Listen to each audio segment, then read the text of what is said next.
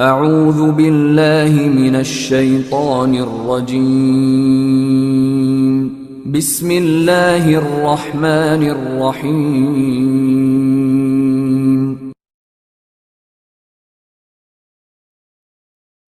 السلام عليكم ورحمة الله وبركاته. بسم الله الرحمن الرحيم. الحمد لله رب العالمين والصلاة والسلام على رسول الله wa ala alihi wa ashabihi ajma'in. Amma ba'd. Ang lahat ng papuri pa salamat ay kay Allah at naway ang kanyang pagpapala kapayapaan ay mapa sa ating mahal na si Propeta Muhammad sallallahu alaihi wasallam, sa kanyang butihing pamilya, sa kanyang mga magigiting na sahaba at sa sinumang tao na pinanghahawakan ng kanyang gabay hanggang sa araw ng paghuhukom. Alhamdulillah, bilang pagpapatuloy sa pagtatalakay patungkol kay Ibrahim alayhi salam, dumako tayo ngayon sa kwento ng buhay niya kasama ang kanyang mag-ina na si Hajar at si Ismail alayhi salam. Ang pagpapakasal ni Ibrahim alayhi salam kay Hajar ay naganap ito dahil sa reto ni Sarah sa kanya. At alam natin yung last na kwento na si Sarah, binigyan siya ng regalo ng hari na magsilbi sa kanya. Subalit si Sarah, nakita niya na si Ibrahim alayhi salam matanda na at hindi sila nagkakaanak, kaya't nireto ni Sarah si Hajar kay Ibrahim alayhi salam sa paghahangad ni Sarah na insyaallah si Ibrahim alayhi salam ay magkaroon ng anak. Sapagkat si Ibrahim alayhi salam, inaasam din yun ni Ibrahim alayhi salam na magkaroon sila ng anak o magkaroon siya ng anak. Taib. Ngayon, binalitaan siya ni Allah subhanahu wa ta'ala. Ngayon sila ay nakasal. Sabi nila sa Quran, فَبَشَّرْنَاهُ بِغُلَامٍ حَلِيمٍ. At binigyan namin siya ng magandang balita ng isang batang halim. Sabihin, ang ibig sabihin ng halim, matiisin, maunawain o mahinahon. At ang tinutukoy dito, sinasabi ng ating mga ulama, siya si Ismail alayhi salam.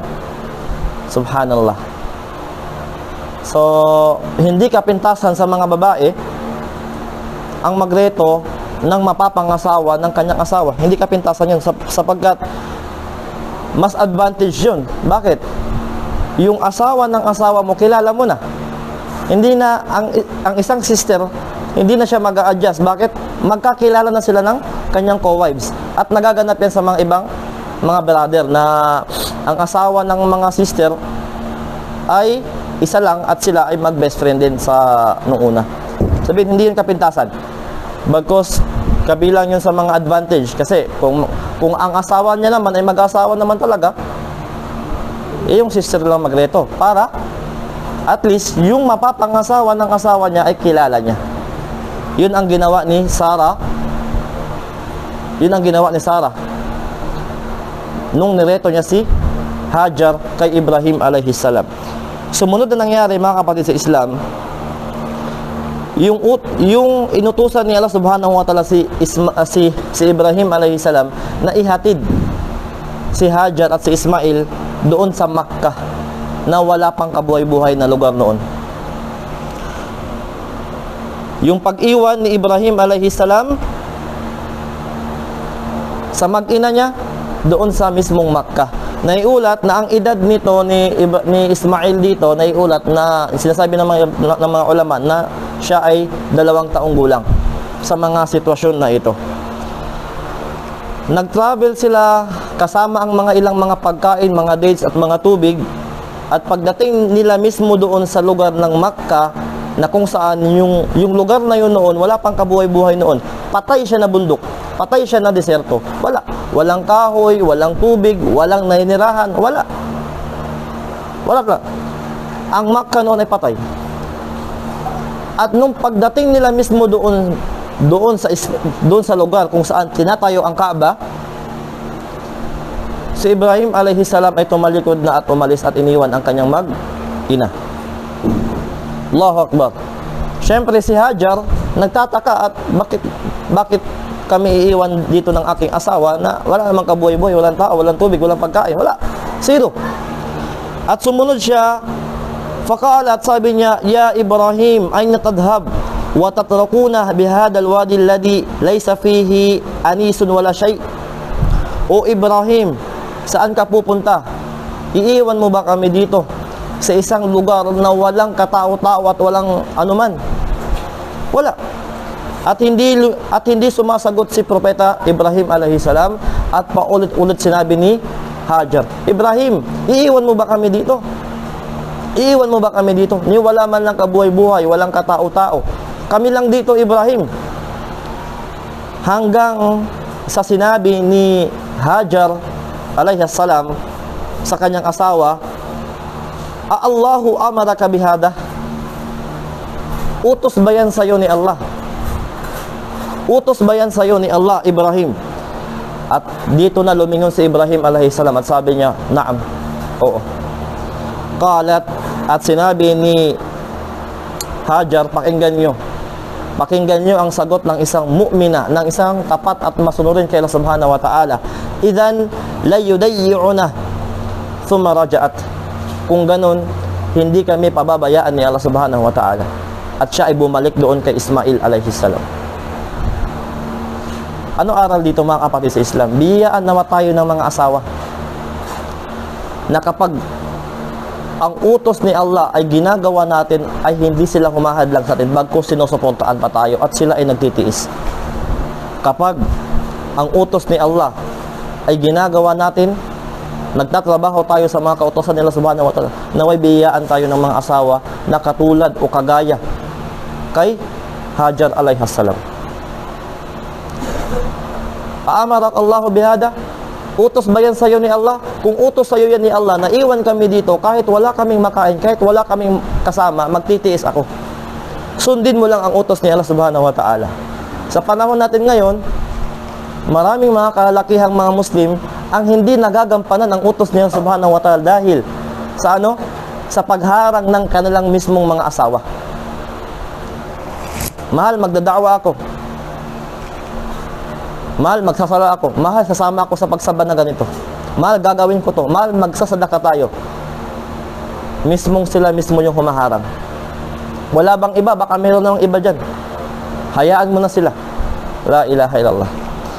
Sumunod, at pagbalik ni Hajar alayhi salam doon sa kanyang anak na si Ismail, doon sa lugar mismo na pinag-iwanan sa kanilang Ibrahim alayhi salam, pinakain niya ng mga pagkain at pinainom niya si Ismail.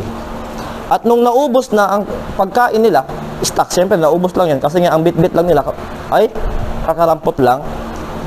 Naiulat na si Ibrahim may iyak ng iyak sa gutom. Sinasabi, yatalawwa. Yatalawwa, ibig sabihin, halos mawala na yung boses o halos mamatay na sa sobrang gutom at sa sobrang lakas ng pag-iyak. Siyempre, bilang ina, sino bang ina ang hahayaang mamatay ng ganong sitwasyon ng kanyang anak? So, ang ginawa ni Hajar alayhi salam, ang ginawa niya, siya ay umalis. Iniwan niya muna saglit doon si Ismail na umiiyak at umakyat siya sa isang bundok na malapit doon na nagngangalang Safa. At umakyat siya doon sa paghahangad na meron siyang matanaw na mga tao na makasaklolo sa kanila. At ang pagtingin niya, wala siyang nahanap at bumaba na naman siya at umakyat na naman siya sa isang bundok na malapit doon sa kanila, tinatawag na Marwa. Galing sa Safa, bumaba siya at umakyat na naman siya sa isang bundok na nagngangalang Marwa at tumingin na naman siya doon ng mga kung meron bang taong makakatulong sa kanila. At ginawa niya ito ng 7 beses na pabalik-balik. At alam niyo ba, sa Hajj, kabilang ito sa mga ritual ng Hajj. Ginagawa yung sunnah ni Hajar alayhi salam. Si Hajar dito, sa sandaling ito, siya ay nagpabalik-balik sa dalawang bundok, paakyat-akyat pababa, na nandun yung pangamba niya. Sapagkat yung anak niya ay umiiyak na sa gutom. Pero, kung alam lang ni Hajar alayhi salam na pagkatapos pala ng tagpong iyon ay gagawin ito ng mga milyon, ng mga bilyon ng mga Muslim mula sa panahon niya at mula hanggang sa magunaw ang mundo. Sa tingin nyo, ano kaya ang reaksyon doon ni Hajar? Baka mag-aakyat baba siya na nakangiti. Kung alam lang niya. Pero hindi. Sapagkat ito ay biyaya sa kanya ni Allah subhanahu wa ta'ala.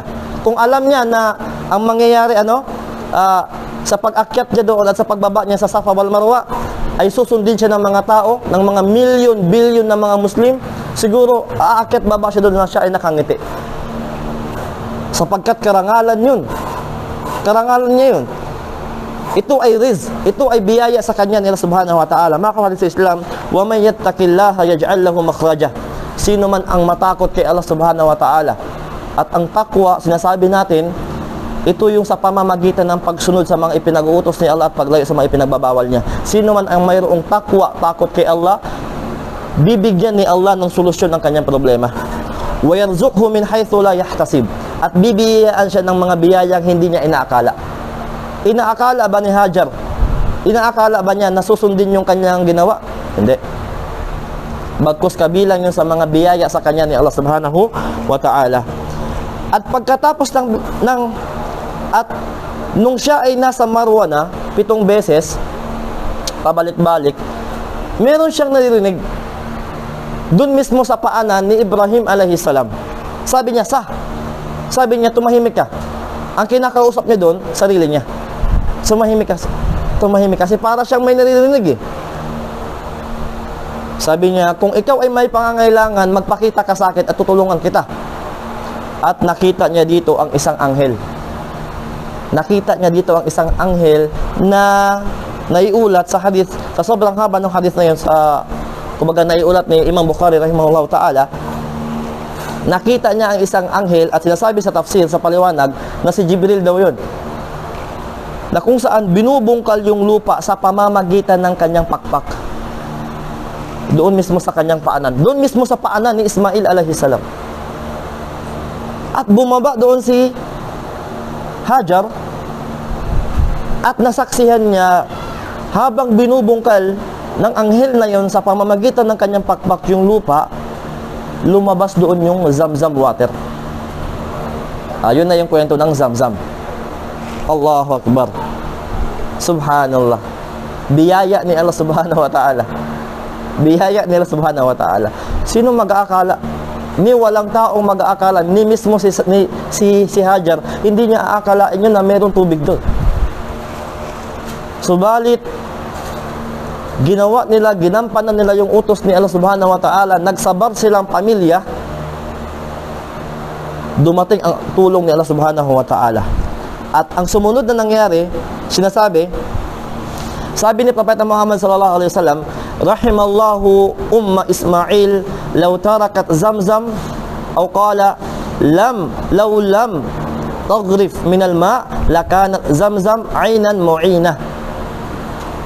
Sabi ni Propeta Muhammad sallallahu alaihi wasallam, kaawaan nawa ang ina ni Ismail. Makinig kayo ha. Kaawaan nawa ni Allah ang ina ni Ismail, na kung saan, kung iniwan daw niya ang Zamzam water, o di naman kaya, kung hindi niya nilagyan ng, parang sa swimming pool, kung hindi niya nilagyan ng mga siding, baka ang Saudi Arabia ngayon ay dagat.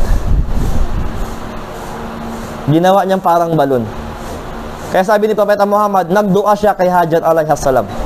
Kaawaan nawa ni Allah si Hajar, ang nanay ni Ismail, na kung saan, kung iniwan niya siguro ang Zamzam water na ano lang, tumatagas lang, baka yung Saudi Arabia ngayon ay dagat. Subhanallah. So, alhamdulillah, yung mag-ina niya, si Hajar at si Ismail, meron na silang tubig. At yung tubig sa disyerto, kaya sinasabi natin mga ulama, ang tubig sa disyerto ay buhay. Kung may tubig sa disyerto, may buhay ka na. Subhanallah. At Zamzam water pa yun. Allahu Akbar. Sa mga nakapag-Saudi na, alam mo kung gaano kasarap at kung gaano kabaraka ang Zamzam water. La ilaha, hindi siya ordinaryong tubig. Taib. Meron na siyang, ang mag-ina niya ay meron ng tubig at alhamdulillah. Pero kailangan niya pa rin ng social needs na iba. Pagkain o anong paman. At psychological needs. Yung meron siyang mga makakasama. Kaya't ang nangyari, merong mga napadaan na galing Yemen, mga taga Yemen, na nagmula sa tribong Jurhum. Nakita nila na merong ibon na umiikot doon mismo sa lugar nila, Hajar at Ismail. Sabi nila, may buhay dyan. Imposibleng iikot yung mga ibon dyan kung walang tubig dyan o kung walang buhay dyan. Subhanallah. So ito yung istorya o history kung paanong nakapasok yung mga Arabo dyan mismo sa Makkah. Actually, yung pinaka-Arabo talaga ay mismong nanggaling sa Yemen. Ito na yun. Kasi nga wala ngang tao dyan sa Makkah na area na yan. Kasi nga patay yan dati. Patay yan. Subhanallah. Ngayon, may napadaan dyan ng mga taga-Yemen na ang tribo ay Jurhum. Nakita nila na may ibon na umiikot sa taas. At nagpadala sila ng 2 tao upang suriin ang anuman ang nandun. At nakita nila ang tubig. Nakita nila ang tubig. At kinausap nila doon si Hajar alayhissalam. Kinausap nila, tingnan nyo to. Yung 2 tao na yun bumalik doon sa grupo at yung grupo mismo pumunta doon sa lugar na yun at hinarap mismo nila si Hajar alayhissalam. Tingnan nyo ang sinabi ng mga tao. Ata'adhanina lana an tanzil indik. Sabi, papayag ka ba na manatili kami sa lugar mo? Allahu Akbar. Kung totoo tingnan mo tingnan mo. Yung protection kay Hajar at kay Ismail na galing kay Allah, binigay sa kanila ni Allah. Kasi kung tutusin, pwede naman silang patayin agad dun para makuha yung area. Pero tingnan nyo sabi nung mga taga Jurhum, papayag ka ba na manatili kami dito? At sumagot si Ismail, si Hajar, sabi niya, Naam, oo. Walakin la hakka lakum fil ma. Subalit wala kayong karapatan dito sa tubig. Akin to.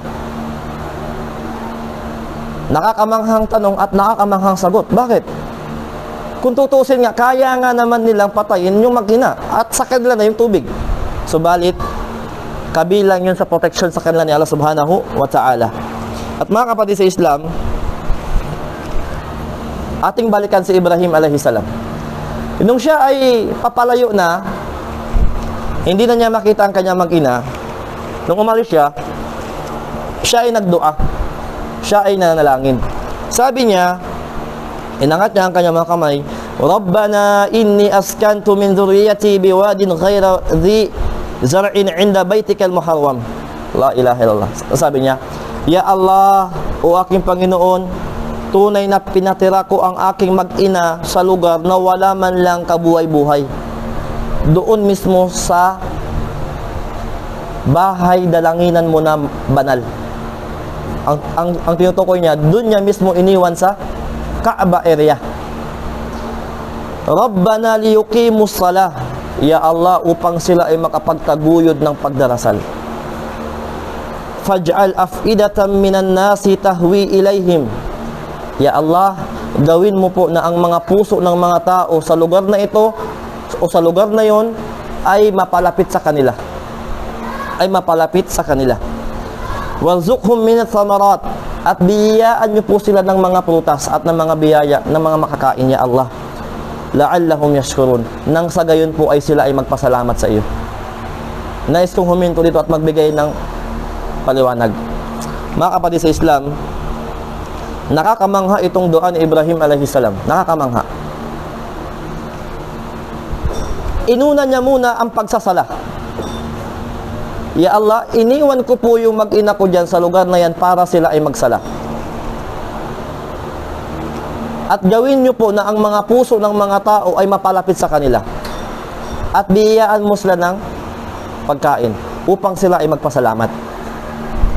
Ang tao ngayon, kapag sila ay maghihijra, halimbawa, meron diyang mga Muslim bill na tinatayo, mga Muslim na community, ang unang titingnan agad ng mga Muslim yan, may hanap buhay ba dyan? May makakain ba? Yung mga kapitbahay ba natin dyan, mga Muslim talaga? Makakapagsabuhay ba tayo ng Islam dyan? Baliktad. Baliktad kay Ibrahim alayhisalam. Kay Ibrahim alayhisalam, upang sila ay magdasal. At insyaallah, biyayaan sila ng mga kapitbahay ng mga mabubuti sa kanila. At Ya Allah, bigyan mo sila ng mga makakain. Ang mga Muslim ngayon, baliktad magdua. Ya Allah, bigyan mo kami ng pagkain.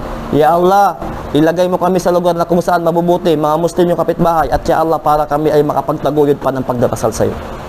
Baliktad. Allahu Akbar. Anong aral dito? unahin natin ang pagsamba kay Allah subhanahu wa ta'ala. At susunod na yung mga dapat sumunod. Mga kapatid sa Islam, at alam niyo ba at sabi niya, iniwan ko ang aking mag-ina doon sa bahay dalanginan mo na banal, sagrado.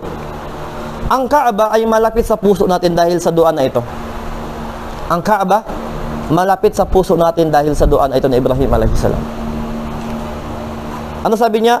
Faj'al af'idatan minan nasi tahwi ilaihim, at gawin niyo po ang mga puso ng mga tao ay mapalapit sa kanila, sa lugar na yan.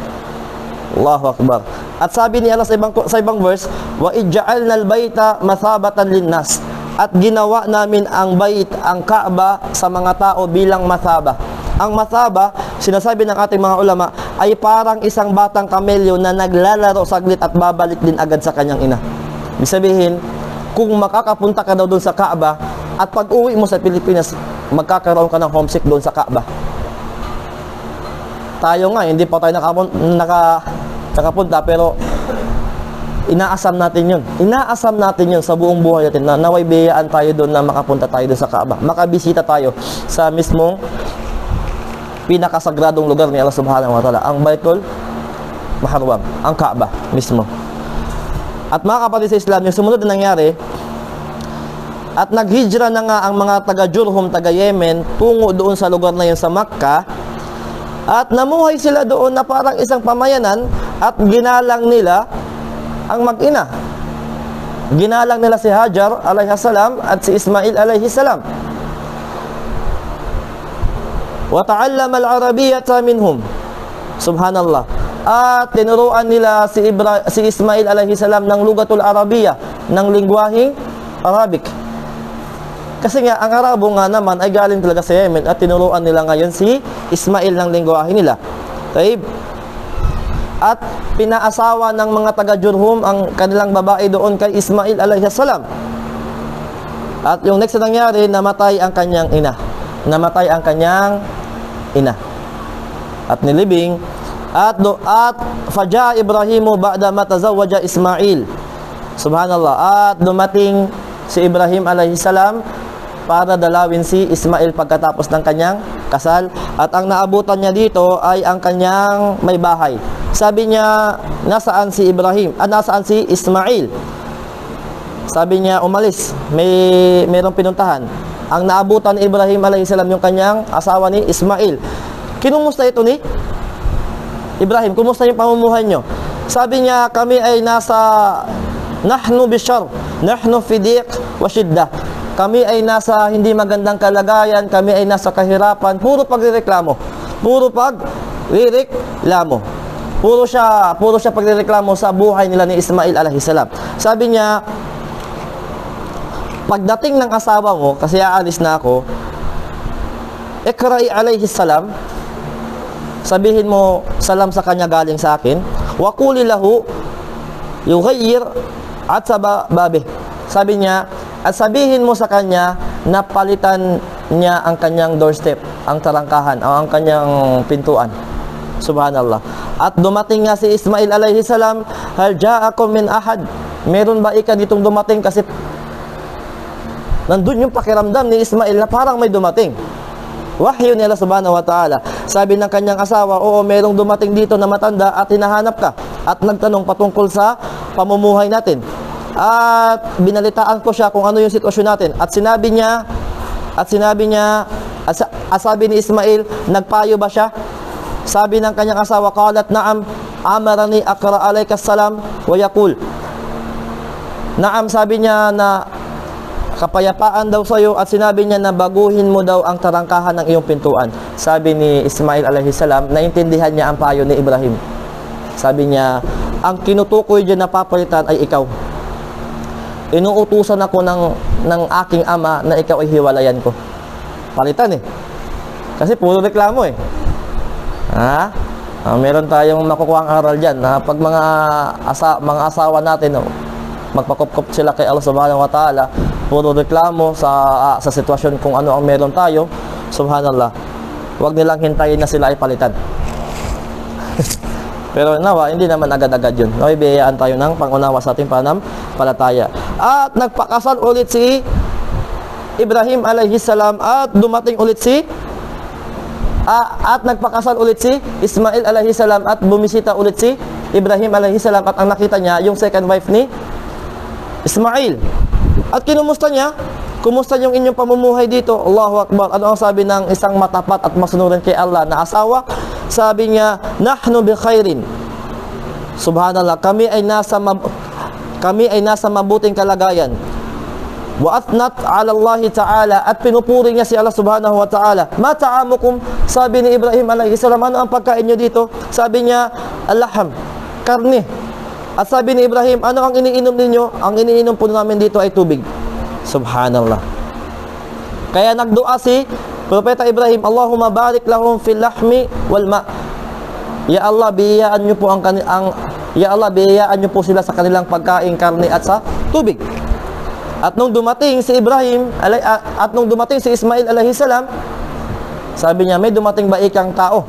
Sabi ng kanyang asawa, oo, may dumating at nagsalam sa'yo. Sabi niya, at inutusan niya ako na pagtibayin, wa ya'muruka an tuthabbit ataba babek.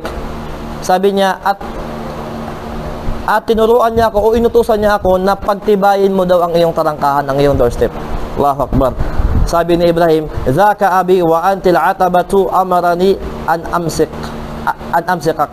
Sabi niya, yun ay ang aking tatay na si Ibrahim alayhi salam na nagpapayo sa akin, at ang tinutukoy niya doon na tarangkahan ng pinto ay ikaw yun.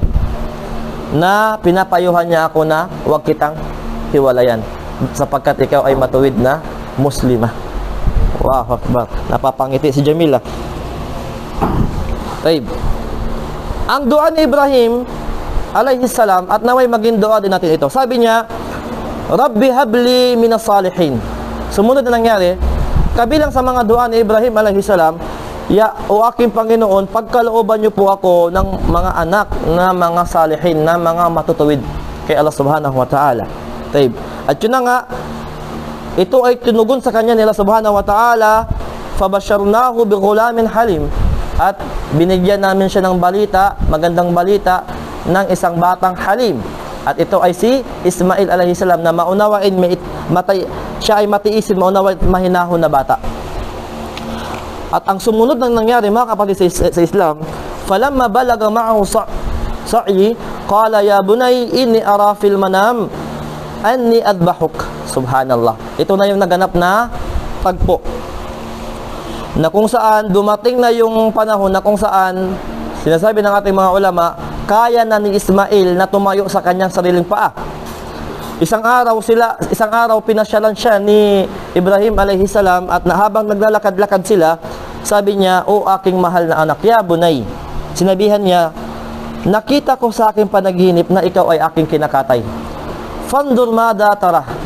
Tingnan mo kaya kung ano sa tingin mo. Ano sa tingin mo? Tingnan mo to, la ilaha illallah. Conversation ng mag-ama. Sabi niya, o aking mahal na anak, nakita kita sa aking panaginip na ikaw ay aking kinakatay. Fandur mada tara. Ano sa tingin mo? Kailangan nating pagmuni-munihan ang naging sagot ni Ismail alayhi salam. Kailangan natin mapag-aralan at unawain at lalimin natin yung pag-unawa dito sa sinagot ni Ismail alayhi salam. Sapagkat sa panahon natin ngayon, namumuhay tayo ngayon sa panahon na kung saan wala ng karapatan ang mga magulang sa kanyang anak. At may batas pa yan sa Amerika o sa mga ibang lugar na kung saan kapag umabot ng 18 years old ang bata, kanya-kanya na sila. Wala nang panagutan yung anak sa kanyang magulang. Hindi na obligasyon ng anak ang kanyang mga magulang. Pwede nang pabayaan ng anak ang kanyang mga magulang. Namumuhay tayo sa ganong pamayanan. Kaya marapat nating mapagmuni-munihan ang sagot ng anak. Sabi ni Ismail alayhi salam, ya abati if'al ma tu'mar. O aking mahal na ama, gawin niyo po kung ano ang ipinag-utos sa inyo. Kung nakikita nyo na kinakatay nyo ako, sapagkat ang revelasyon, ang panaginip ay revelasyon ni Allah Subhanahu wa Ta'ala sa mga propeta. kung nakikita nyo po doon na kinakatay nyo ako at kailangan nyo po akong katayin, gawin nyo po yan bilang pagsunod nyo po kay Allah subhanahu wa ta'ala. Satajiduni insyaallahu minas sabirin. Ito yung katangian ni Ismail alayhi salam. Makikita nyo po ako na ako po ay kabilang sa mga magtitiis. Allahu Akbar. Ano yung nakakatawa dito? Ano yung nakakamangha dito mga kapatid sa Islam? Yung nanay na nagsabi, idhan la yudayyi'un Allah, magkagayon, kung iiwan mo kami dito Ibrahim, sa walang kabuhay-buhay na lugar, kung utos siya ni Allah, hindi kami pababayaan dito na Ismail. Ay siya ding anak na nagsabi na, if'al ma tu'mar, o aking mahal na ama, gawin niyo po kung ano yung ipinag-utos sa inyo. Kung kakatayin niyo po ako, gawin niyo po. Anong aral dito? Kapag naging matuwid ang ating mga asawa, malaki ang posibilidad na ang ating mga anak din ay maging matuwid. Kaya't ito ay paalala sa mga kababaihan na nawa ang ating mga asawa, ang ating mga kababaihan ay mag-aral sila at sumunod sila kay Allah subhanahu wa ta'ala, nang sa gayon ang ating mga may bahay ay magpuproduce o maglalabas sa kanila ng mga batang masunurin at tapat kay Allah subhanahu wa ta'ala. Falamma aslama wa tallahu lil jabin, at nung sila ay sumuko, silang dalawa ay sumuko, subhanallah. Sa pagpapaliwanag, si Ibrahim alayhis salam ay kumuha na ng itak na matulis at pinadapa niya na si Ismail. At nung sila ay sumuko, aslama Islam. Kaya nga ang ibig sabihin ng Islam ay pagsuko. At nung silang dalawa ay sumuko sa kagustuhan nila subhanahu wa ta'ala, na pinesto na ni Ibrahim si Ismail at nakaharap na yung kutsilyo sa kanyang leeg. Sabi ni Allah, wanadaynahu ayya Ibrahim, at tinawag namin si Ibrahim alayhi salam, o Ibrahim, kad saddaqta ru'ya, inna kadhalika najzil muhsinin. O Ibrahim, pinatunayan mo na ang panaginip, sinunod mo na ang utos sa'yo. Inna hada lahu wal bala'ul mubin. Ibrahim, napakalaking pagsubok niyan para sa'yo.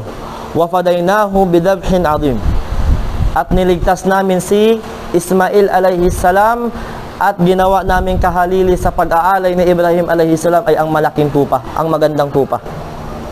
Kaya ngayon, kabilang ito sa mga diwa ng Idul Adha na tayo ay nag-aalay, udhiyah, nagkukurban tayo bilang sakripisyo natin kay Allah subhanahu wa ta'ala, bilang pagsasabuhay sa sunnah ni Ibrahim alayhi salam, wa tarakna alayhi fil akhirin, at kami ay nag-iwan para sa kanya ng isang magandang alaala para sa mga susunod na henerasyon upang magsilbing babala. Ito yung ating tinatalakay ngayon mga kapatid sa Islam. Tinatalakay natin ang mga aral ni Ibrahim alayhi salam sapagkat ito ang revelasyon ni Allah na iiwan namin ang patungkol kay Ibrahim alayhi salam, yung mga magaganda niyang alaala upang maging aral ng mga susunod na henerasyon, upang maging aral sa ating mga kapatid sa Islam. At sabi ni Allah, salamun ala Ibrahim, at kapayapaan kay Ibrahim alayhi salam. Nagdua sa kanya si Allah subhanahu wa ta'ala. Mga kapatid sa Islam, bilang panghuli, subhanallah, kung ating pagmuni-munihan ang naging buhay niya kasama ng kanyang mag-ina, hindi sila namuhay ng kaginhawaan at kasarapan. Si Ibrahim alayhi salam, ilang taon siyang naghahangad na magkaroon ng anak hanggang sa umabot siya ng 80 years old, tsaka pa lang siya nagkaanak, sinasabi ng ating mga ulama. At nung siya ay nagkaanak na, umabot ng 2 taong gulang, at alam natin bilang mga ama, kasarapan ito ng pagkakaroon ng anak. Yung makikita mo, yung anak mo na lumalaki. Hindi ba? Subalit, sinubok na naman siya ni Allah na ihatid yung kanyang mag-ina doon sa Makkah. Subhanallah. At yung sumunod na nangyari, sinasabi natin, ang kanyang mag-ina ay nagtiis, si Hajar ay nagtiis. Ya Ibrahim, kung utos siya ni Allah, yung pag-iwan mo sa amin dito, hindi kami pababayaan ni Allah subhanahu wa ta'ala. At binanggit natin na nung naubos ang pagkain nila, habang umiiyak si Ismail, hindi matiis ni Hajar na tingnan lamang ang kanyang anak, kaya siya nagpabalik-balik doon sa dalawang bundok sa paghahangad na may makitang mga taong tutulong sa kanila doon sa Safa wal Marwa. At ito yung ginagawa ng mga tao ngayon sa Hajj. At nung last niya doon sa Safa, nakita niya doon si Jibril alayhi salam na binubungkal yung Zamzam water sa paanan mismo ni Ismail alayhi salam. At binigyan sila ng tubig nila subhanahu wa ta'ala, at dumating yung mga taga Jurhum upang makasama nila, at nangyari ang mga nangyari doon, at dumating yung tagpo na nag-asawa na doon si Ismail alayhi salam, at namuhay siya doon, at dumating yung tagpo kung saan pinuntahan na naman siya ng kanyang tatay na si Ibrahim alayhi salam. Si Ibrahim alayhi salam ay namuhay sa hijrah ng lipat-lipat, palipat-lipat ng lugar sa pagsunod niya kay Allah subhanahu wa ta'ala. At dumating yung last nga na natagpo sa buhay nila na doon sa sitwasyon na si Ibrahim alayhi salam, nakita niya sa kanyang panaginip na kinakatay niya si Ismail. At nakita naman natin o narinig naman natin kung ano yung naging tugon ni Ismail alayhi salam. If'al ma tu'mar, o aking mahal na ama, gawin niyo po kung ano yung inutos sa inyo. Mga kapatid sa Islam, nawa nakakuha tayo ng munting aral dito sa buhay ni Ibrahim alayhi salam kasama ng kanyang mag-ina na si Hajar at si Ismail alayhi salam. Subhanakallahumma bihamdik, nashhadu an la ilaha illa anta, nastaghfiruka wa natubu ilaik. Assalamu alaikum warahmatullahi wabarakatuh. Bismillahirrahmanirrahim.